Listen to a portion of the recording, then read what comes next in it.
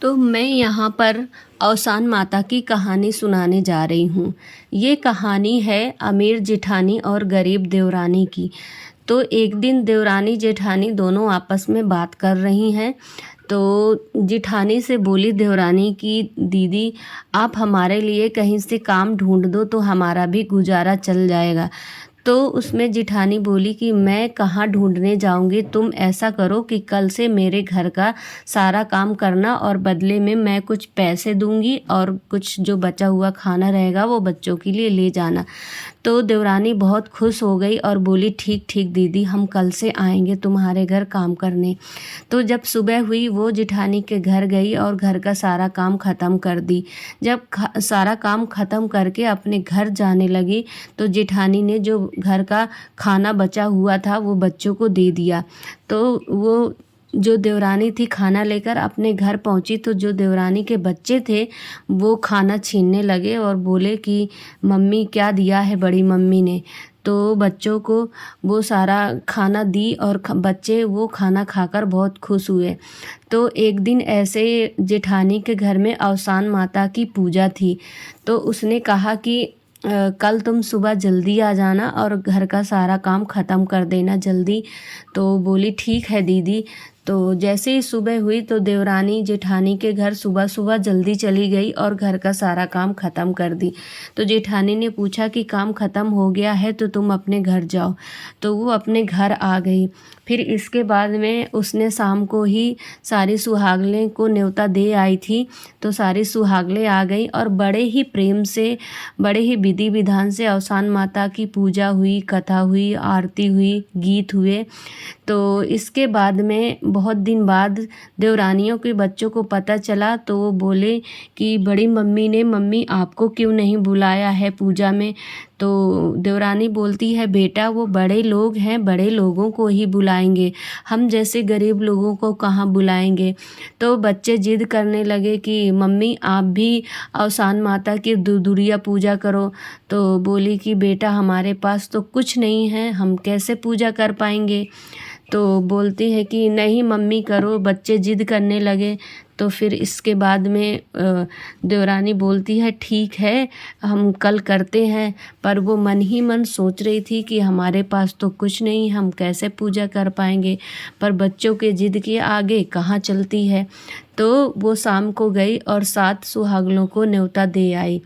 तो वो सोचने लगी कि हम न्योता तो दे आए हैं पर हम क्या खिलाएंगे और क्या पूजा करेंगे।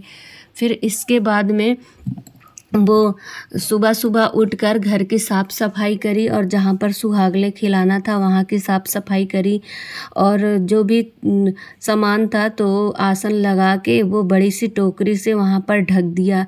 तो सारी सुहागलें घर आ गईं। तो बोलती हैं कि कहाँ पर है। तो बोलती है दीदी टोकरी को खोल लो, सारा सामान है और आप लोग पूजा की व्यवस्था करो। तो जो उसमें से जो सबसे बड़ी सुहागिन थी उसने सिकौले को खोला और देखा कि वहाँ पर सारा सामान मौजूद था जो भी सुहागनों में खिलाते हैं और देते हैं। तो वो सारा सामान व्यवस्थित करने लगी। फिर इसके बाद में वो गरीब देवरानी जब किचन से निकल कर आई तो वो सोचने लगी कि ये सारा सामान कहाँ से आया, ये कहाँ से चमत्कार हो गया। तो वो सोचने लगी कि सब औसान माता की कृपा है। तो उसने बड़े ही प्रेम से सारे सुहागनों को खिलाया, पूजा करी विधि विधान से।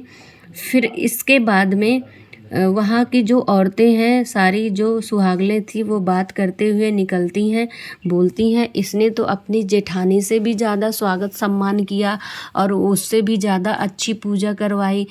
तो ये बात किसी ने कानों कान खबर पहुंचा दी जेठानी को। तो जेठानी के मन में आया कि ये मेरे घर में काम करने आती है तो ज़रूर कुछ न कुछ चुरा के ले गई होगी, तभी इसने पूजा कराई है। तो फिर इसके बाद में जब वो घर काम करने गई तो जेठानी देवरानी को डांटते हुए कहती है क्यों तुम मेरे घर से सारा सामान चुरा लाई हो और उसी से तुमने पूजा करी है। तो वो सीधी सरल देवरानी बोली नहीं दीदी ऐसी कोई बात नहीं है, बच्चे जिद कर रहे थे तो हमने ऐसा किया और वहाँ पे कुछ नहीं रखा था, सिर्फ हमने टोकरी से ढक दिया था। तो जेठानी बोली सच में चमत्कार हुआ है? तो बोली हाँ दीदी, हमने ऐसा ही किया था और माता जी का बहुत बड़ा चमत्कार हो गया। तो बोली ठीक है, तुम पे चमत्कार हुआ है, मैं भी ज़रा देखती हूँ मुझ पे होता है कि नहीं, कि तुम झूठ ही बोलती हो। तो उसने भी वैसे ही किया, जाके 7 सुहागनों को न्योता दे आई और अपने घर में साफ़ सफाई करके बिना कुछ रखे टोकरी से वहाँ पर ढक दिया आंगन के बीचों बीच। और जब आई सारी सुहागनें तो बोलती कहाँ पर क्या तैयारी है? तो बोलती हैं कि जाओ टोकरी खोल के सारी व्यवस्था करो। तो जब उसने टोकरी खोला सबसे बड़ी सुहागिन ने, तो वहाँ पर देखा सांप, बिच्छे और कई सारे जानवर विषैले बहुत सारे आ गए। तो जैसे तैसे सारी सुहागनें अपने अपनी जान बचाकर भाग गईं और उनको ताने देने लगी जिठानी को कि क्यों तुमने इतना सब होते हुए भी तुमने ऐसा क्यों किया, हम सुबह से भूखे हैं। तो वो देवरानी से बोली कि तुम्हारे घर ऐसा हुआ है, मेरे घर ऐसा हुआ। तो वो बोली कि दीदी आपके घर में तो सारा सामान है और सारी चीज़ों की व्यवस्था है, आपके यहाँ क्या कमी है, आपको ऐसा नहीं करना चाहिए। तो वो बोली अब हम क्या करें? तो बोलती है कि आप ऐसा करो कि एक बार फिर से आप दुर्दुरिया पूजा के लिए मानता मानो कि हम सुहागनें खिलाएंगे और माता से क्षमा करो। तो उसने वैसा ही किया जैसा देवरानी ने बताया। फिर उसने दोबारा से सुहागनें कराई और अच्छे से उसने विधि विधान से सारा जो भी कथा है वो पढ़ी और अवसान माता के गीत हुए, पूजा हुई, तो ये सब कराया। तो फिर उसको फल मिला और माफ़ी भी मिली। तो किसी को भी ऐसा नहीं करना चाहिए, होते हुए कोई भी अमीर हो या गरीब हो, इस तरीके से भेदभाव नहीं रखना चाहिए। तो ये है अवसान माता की कहानी। बोलिए अवसान मैया की जय।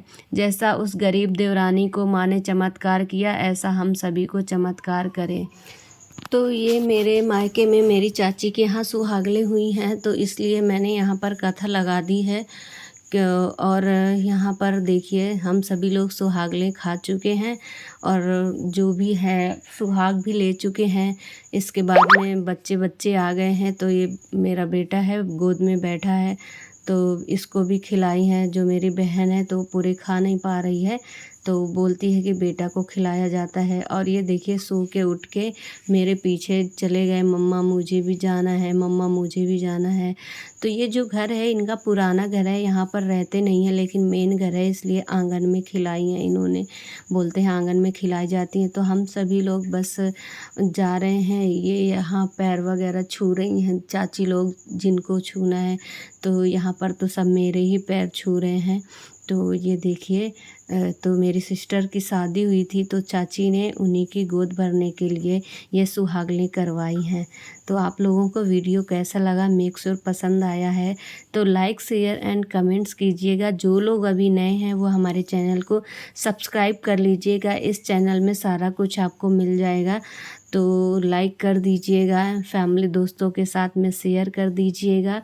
और मैं मिलूँगी आपको नेक्स्ट वीडियो में। तब तक के लिए बाय बाय फ्रेंड्स। स्वस्थ रहिए, मस्त रहिए, हंसते खेलते रहिए और बने रहिए मेरे इस चैनल पर। तो ये मेरे गांव का वीडियो है, आप लोग देख सकते हैं। तो हम गांव आए थे तो यहाँ पर चाची ने हमको निमंत्रण दिया है और ये मेरी पहली सुहागनें है।